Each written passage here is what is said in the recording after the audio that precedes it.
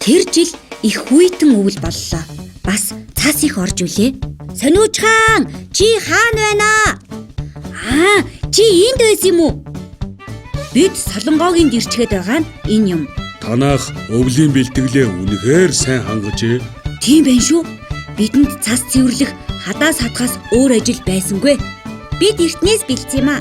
Ингээд сониуч хаан байна.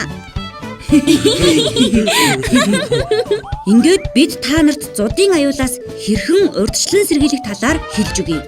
Их цас унж эрс хүйтэрвэл зуд болох аюултай.